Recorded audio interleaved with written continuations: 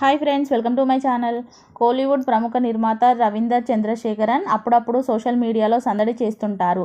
గతేడాది నటి మహాలక్ష్మి శంకర్ను ఆయన పెళ్లి చేసుకున్న సంగతి తెలిసిందే. ఆ తర్వాత జరిగిన పరిణామాల్లో తరచుగా వార్తల్లో నిలిచారు. వీరిద్దరి పెళ్లి తర్వాత ఓ కేసులో అరెస్ట్ అయిన రవీందర్ ఇటీవలే బెయిల్పై రిలీజ్ అయి వచ్చారు కూడా.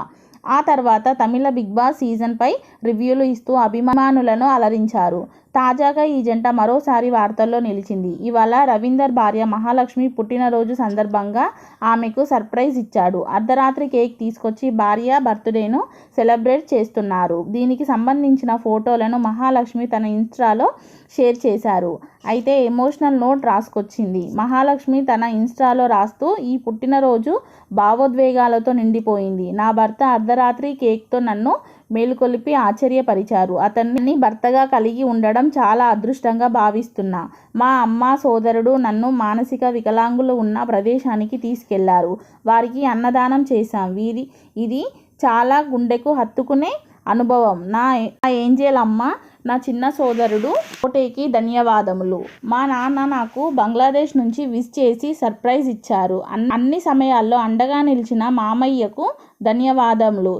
ఇది నా జీవితంలో ఎల్లప్పుడూ ప్రత్యేకమైంది. మీ అందరూ నా చుట్టూ ఉన్నందుకు సంతోషంగా ఉన్న ఈ రోజున శుభాకాంక్షలు తెలిపేందుకు సమయాన్ని వెచ్చించినందుకు నా కుటుంబం, స్నేహితులందరికీ, నన్ను ప్రేమించే వారికి కృతజ్ఞతలు అంటూ మహాలక్ష్మి పోస్ట్ చేసింది.